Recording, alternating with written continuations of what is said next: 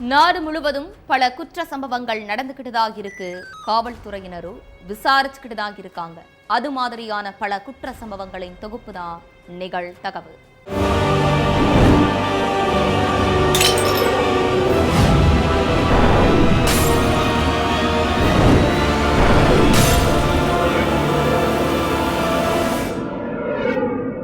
நிகழ்தகவு. இளம் பெண்ணுடன் வாக்குவாதத்தில் ஈடுபட்ட இளைஞர். நடுவீட்டில் கழுத்தறுக்கப்பட்டு இரத்த வெள்ளத்தில் சடலமாக கிடந்த இளம்பெண். கொலையாளிகளை வலைவீசி தேடிய காவலர்கள். முக்கிய கொலையாளியை காலில் சுட்டு பிடித்த போலீஸ். உயிருக்கு உயிராக காதலித்த இளம்பெண்ணை காதலனே கழுத்தறுத்து கொலை செய்தது ஏன்? நடந்தது என்ன?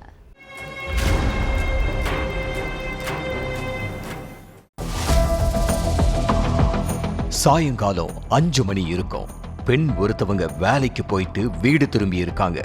அப்ப வீட்டுக்குள்ள மருமகள் அஞ்சலி கழுத்தறுக்கப்பட்ட நிலையில கொடூரமா உயிரிழந்து கிடந்திருக்காங்க.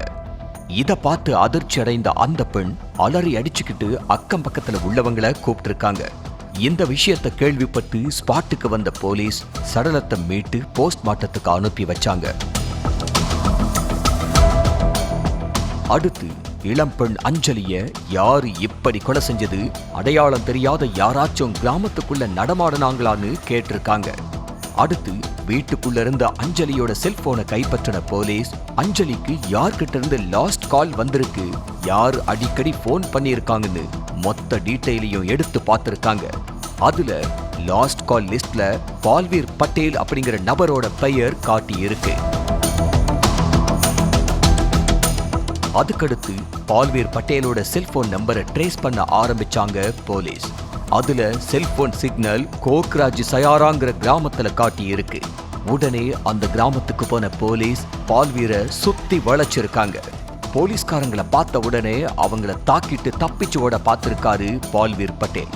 ஆனா சுதாரிச்சுக்கிட்ட போலீஸ் கொலையாளிய காலில சுட்டு பிடிச்சு அவர்கிட்ட விசாரணையில இறங்கினாங்க.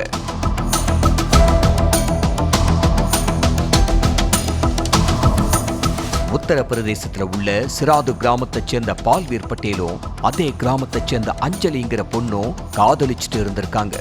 பால்வீர் எந்த ஒரு வேலை வெட்டிக்கும் போகாம இருந்திருக்காரு.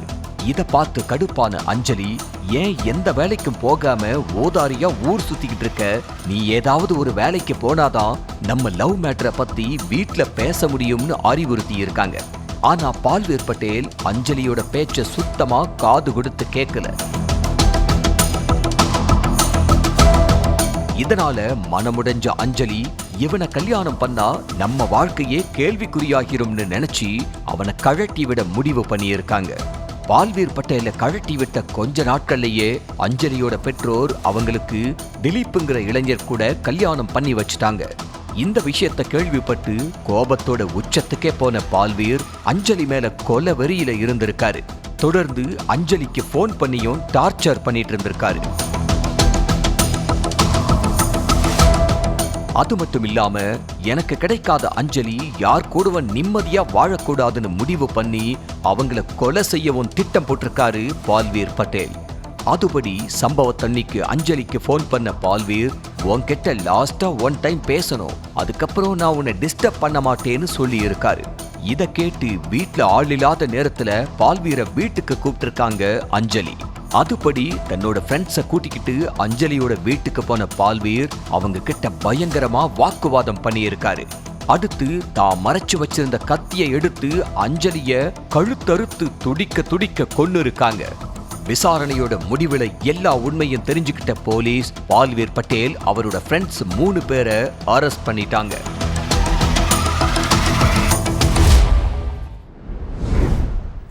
மாமியாருக்கு போன் செய்து மருத்துவமனைக்கு வர சொன்ன மருமகன். மருத்துவமனையில் சடலமாக கிடந்த மகள். மகளை பறிகொடுத்து விட்டு காதறி துடித்த குடும்பத்தினர். உயிருக்கு உயிராக காதலித்து கரம் பிடித்த பெண்ணை அணுவணுவாக சித்திரவதை செய்து கொன்ற கொடூரம். மனைவியை கொலை செய்துவிட்டு கண்ணீர் சிந்தி ஆக்டிங் செய்த சைக்கோ கணவன் சிக்கியது எப்படி? நடந்தது என்ன?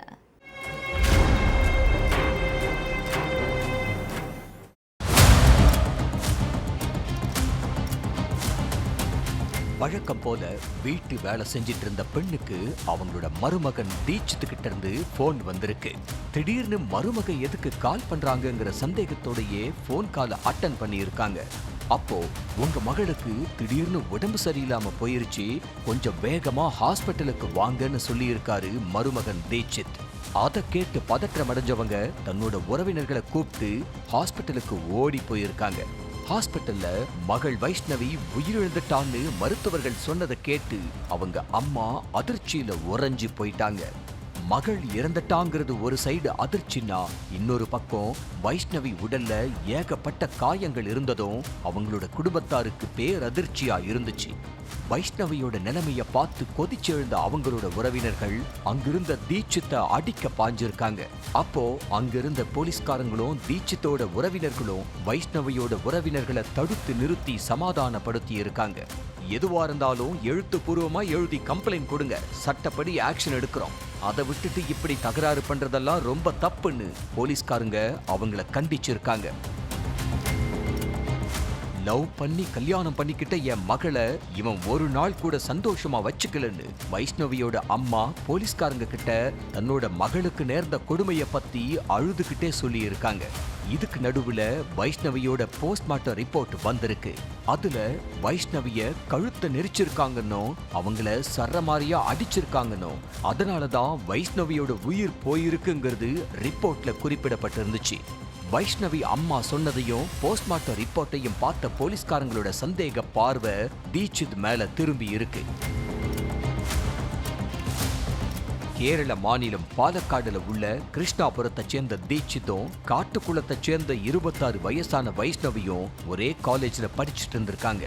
ஆரம்பத்துல நண்பர்களா பழகின 2 பேரும் நாளடைவுல லவ் பண்ண ஆரம்பிச்சிருக்காங்க. கிட்டத்தட்ட 4 வருஷமா உயிருக்கு உயிரா காதலிச்சுட்டு வந்த தீட்சித் வைஷ்ணவி கல்யாணம் பண்ணிக்க முடிவு பண்ணியிருக்காங்க. அவங்க வீட்டுல தங்களோட காதல் விவகாரத்தை பத்தி சொன்னதும் 2 வீட்டு பெரியவங்களோ ஒன்னு கூடி வைஷ்ணவிக்கும் தீட்சித்துக்கும் கடந்த 2024ல கல்யாணம் பண்ணி வச்சிருக்காங்க. கல்யாணத்தப்ப வைஷ்ணவியோட பெற்றோர் மாப்பிள்ளை தீட்சித் பேர்ல சொத்துக்களை எழுதி வச்சதோட பணத்தையும் தங்க நகைகளையும் வாரி கொடுத்திருக்காங்க. ஆசையா பெத்து வளர்த்த பொண்ணையும் கட்டி கொடுத்துட்டு இப்படி லட்சக்கணக்கில் வரதட்சணையும் கொடுத்திருக்காங்க. இவ்வளவு பணம் நகை சொத்தை வாங்கிக்கிட்ட தீட்சித் கல்யாணம் முடிஞ்ச கொஞ்ச நாள் மனைவி கூட சந்தோஷமா குடும்பம் நடத்தி இருக்காரு.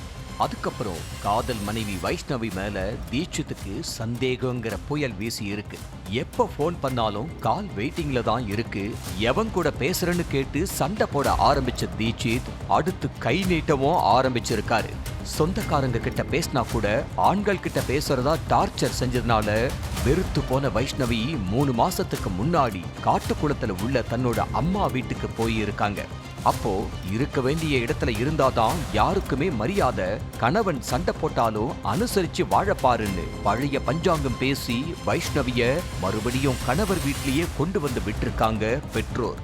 அதனால வேற வழி இல்லாம தீட்சித் கூட வாழ ஆரம்பிச்சிருக்காங்க வைஷ்ணவி. சம்பவத்தன்னைக்கு வேலைக்கு போயிட்டு வீட்டுக்கு வந்த சந்தேக சைக்கோ தீட்சித் யார் கூட பேசுறன்னு கேட்டா வெட்டிய தூக்கிட்டு உங்க அம்மா வீட்டுக்கு போயிருவியா, அப்படி போனாலுமே என் கூட தான் வந்து வாழ்ந்தாகணும், உனக்கு வேற வழி இல்லைன்னு வம்பு இழுத்திருக்காரு. தினமும் சண்டை, இது ஒரு வாழ்க்கையா, உன் கூட வாழறதுக்கு பேசாம உயிரை விட்டுறலாம்னு கத்தி இருக்காங்க வைஷ்ணவி. அதனால டென்ஷனான தீட்சித் நீ உயிரோடவே இருக்க வேண்டாம், நானே உன் கதையை முடிச்சிடுறேன்னு காலால எட்டி உதச்சி அடிச்சிருக்காரு.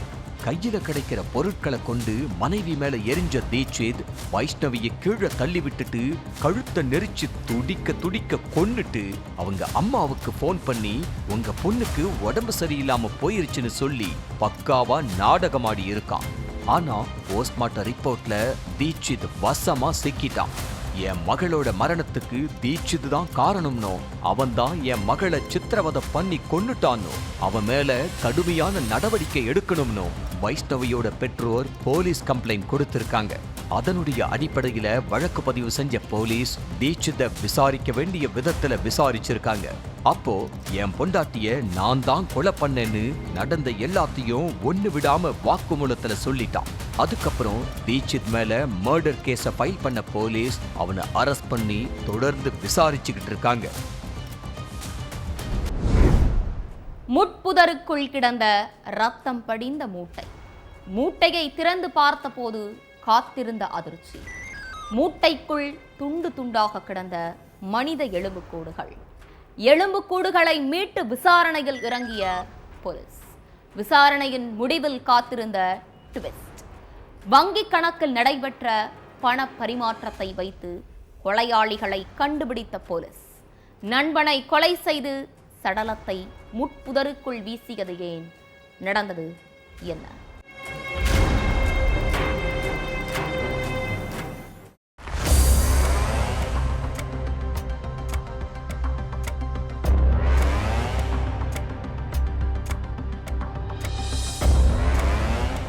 ஊருக்கு ஒதுக்குப்புறமா விவசாயி ஒருத்தர் மாடு மேய்ச்சிக்கிட்டு இருந்தாரு.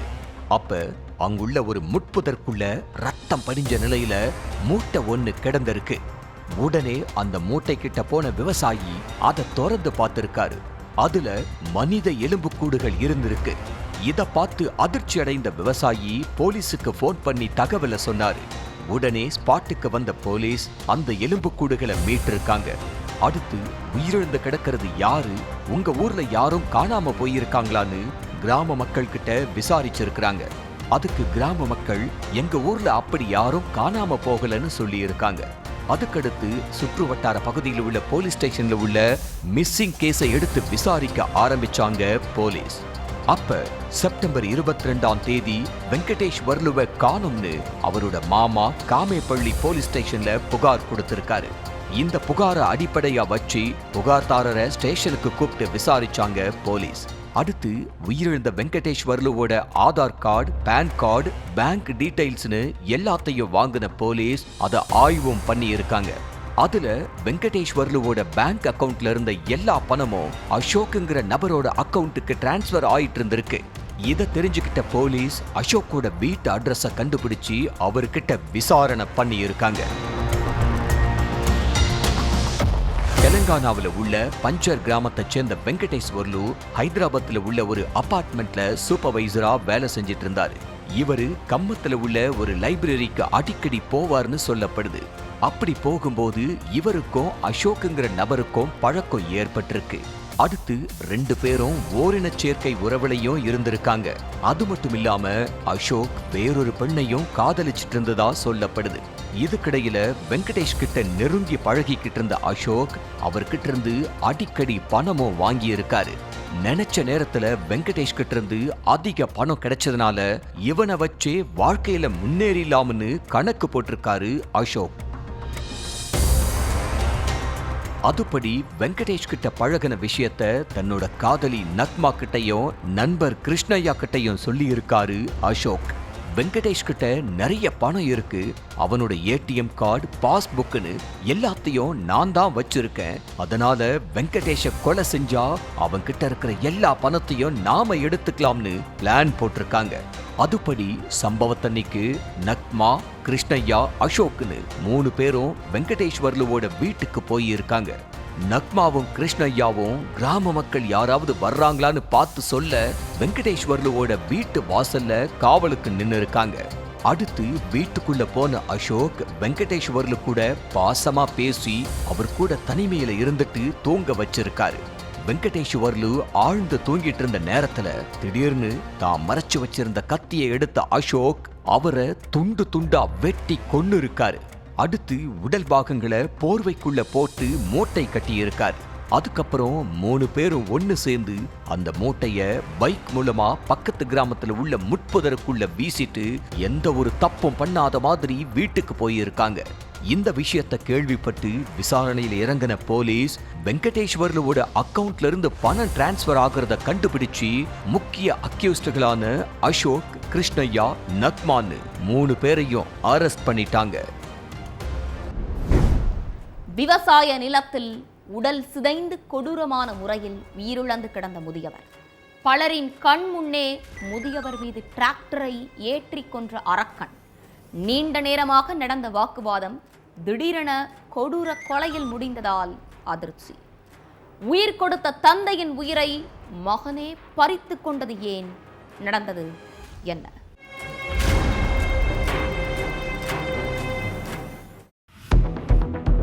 ஊருக்கு வெளியில உள்ள விவசாய நிலத்துல வச்சு அப்பாவுக்கும் மகனுக்கும் இடையில ஏதோ பயங்கர வாக்குவாதம் ஏற்பட்டிருக்கு.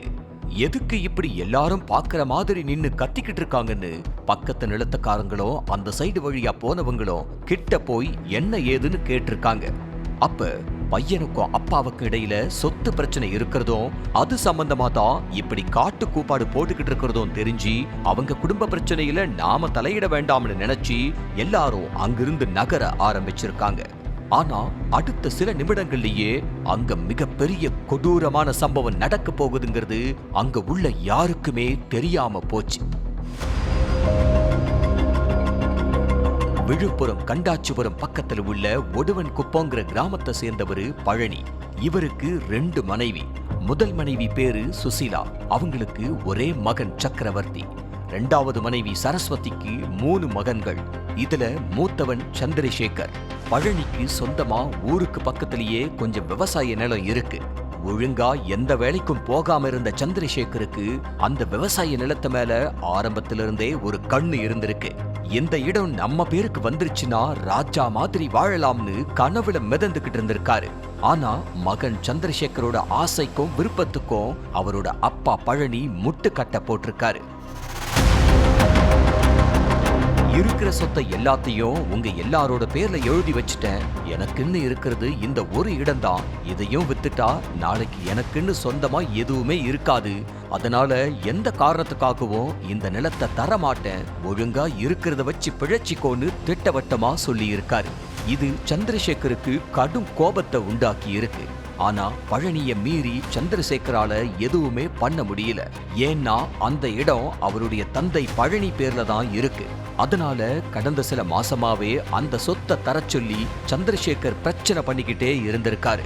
இப்படியே தினமும் பிரச்சனையா போய்கிட்டு இருந்ததுனால வேற வழியே இல்லாம இடத்தை மகன் பேர்ல எழுதி கொடுக்கிறதுக்கு பழனி ஓகே சொல்லி இருக்காரு. ஆனா முழு இடமும் உனக்கு கிடையாது. உனக்கு பாதி இடம், என் பேர்ல பாதி இடம். இதுதான் என் முடிவுன்னு சந்திரசேகர் கிட்ட சொல்லி இருக்காரு பழனி. என்னது, உங்களுக்கு பாதி இடமா? அதெல்லாம் முடியாதுன்னு தகராறு பண்ணி இருக்காரு சந்திரசேகர். இது ஏன் இடம், நான் சொல்றத தான் நீ கேட்கணும். உனக்கான இடத்தை நீ என்ன வேணாலும் பண்ணிக்கோ. ஆனா இந்த இடத்துல நீ கை வைக்க கூடாதுன்னு பழனி உறுதியா சொல்லி இருக்காரு. முதல்ல நிலத்தை விற்கிறதுக்கு பிரச்சனை, இப்ப பாதி இடம்தான் தருவேன்னு சொல்லி பிரச்சனை பண்றாரேன்னு அப்பா மேல செம்ம கோபத்துல இருந்த சந்திரசேகர் அப்பாவோட பேச்ச மீறி நிலத்தை சீர்படுத்துற வேலையில ஈடுபட்டு இருக்காரு.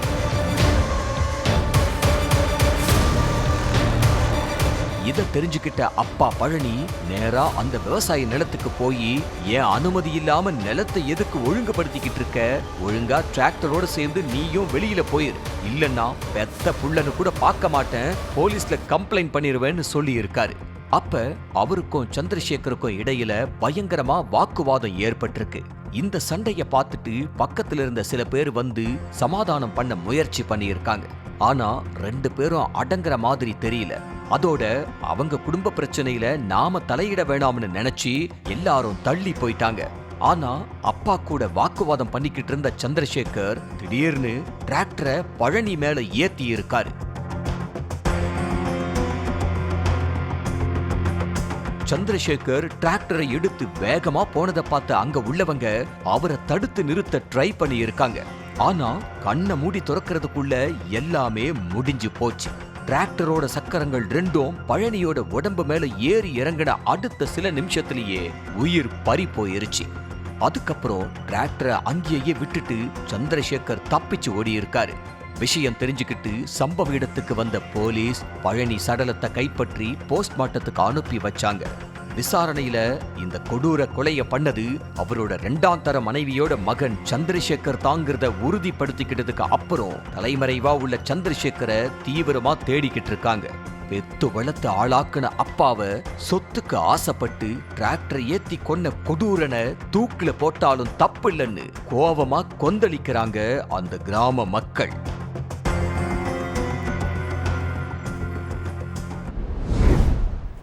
அதிகாலையில் அறையில் இருந்து கேட்ட அலறல் சத்தம். அறைக்குள் தூக்கில் தொங்கியபடி சடலமாக கிடந்த ஓட்டுநர். சடலத்தின் பக்கத்தில் உட்கார்ந்து அழுது கொண்டது மனைவி. வழக்கை திருப்பி போட்ட போஸ்ட்மார்ட்டம் அறிக்கை. ஓட்டுநரின் கழுத்தில் காயங்கள் இருந்ததாக வெளியான ரிப்போர்ட்.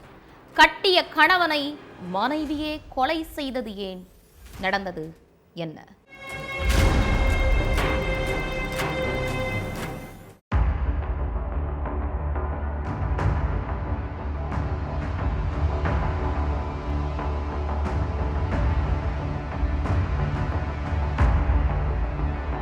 வழக்கம் போல மகன் வெங்கடேஷ பார்க்க வீட்டுக்கு போயிருக்காங்க மூதாட்டி.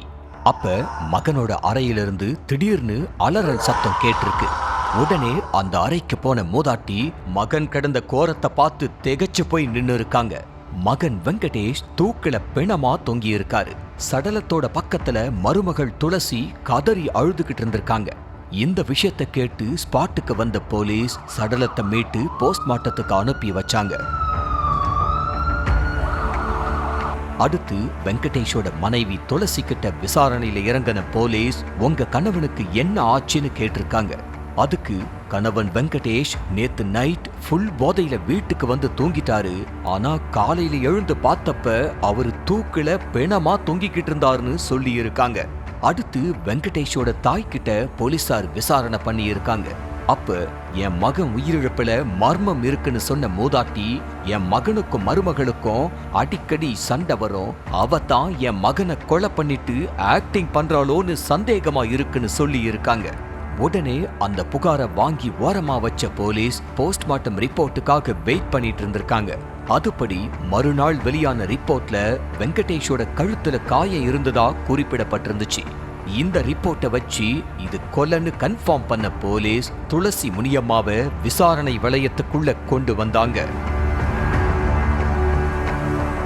ஆந்திராவில் உள்ள துர்கம்மா குடி தெருவை சேர்ந்த வெங்கடேஷ் டிரைவரா வேலை செஞ்சிட்டு இருந்தாரு.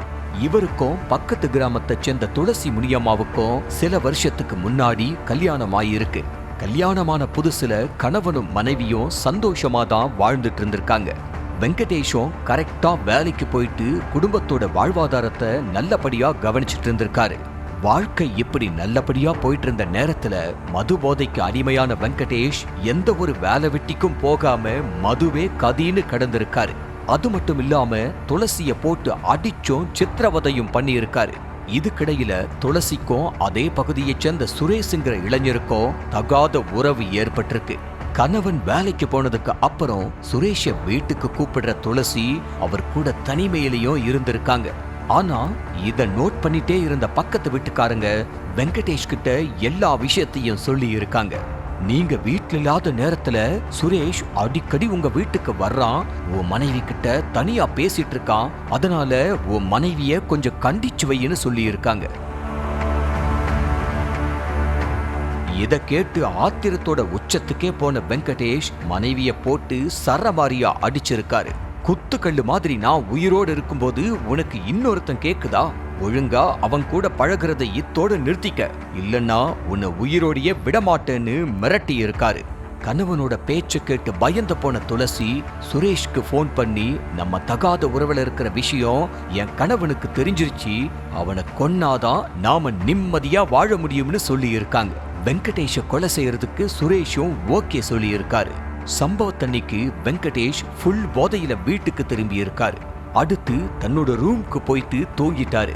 கணவன் தூங்கின உடனே தன்னோட காதலன் சுரேஷ்க்கு போன் பண்ண துளசி, என் கணவன் வெங்கடேஷ் நல்லா தூங்கிக்கிட்டு இருக்கான், இதுதான் அவனை கொல்றதுக்கு சரியான டைம், நீ உடனே கிளம்பி வீட்டுக்கு வந்தன்னா இப்பவே வெங்கடேஷோட கதையை முடிச்சிடலாம்னு சொல்லி இருக்காங்க. அதை கேட்டு துளசியோட வீட்டுக்கு போன சுரேஷ் வெங்கடேஷ போட்டு சரமாரியா அடிச்சிருக்காரு. அடுத்து வீட்டுல கிடந்த கயிறை எடுத்த சுரேஷ் வெங்கடேஷோட கழுத்தை இறுக்கி துடிக்க துடிக்க கொண்டு இருக்காரு. அதுக்கப்புறம் துளசிய வெங்கடேஷும் ஒன்னு சேர்ந்து துப்பட்டாவல வெங்கடேஷோட கழுத்தை இறுக்கி தூக்குல தொங்க விட்டுட்டு அத தற்கொலைன்னு சொல்லி நாடகமாடி இருக்காங்க. ஆனா விசாரணையோட முடிவுல எல்லா உண்மையையும் தெரிஞ்சுக்கிட்ட போலீஸ் சுரேஷையும் துளசியையும் அரெஸ்ட் பண்ணி சிறையில அடைச்சிட்டாங்க. ஒவ்வொரு குற்றங்களின் முடிவும் சட்டத்தின் கையில். விசாரணை தொடரும். பார்க்கலாம் அடுத்த நிகழ்தகவல்.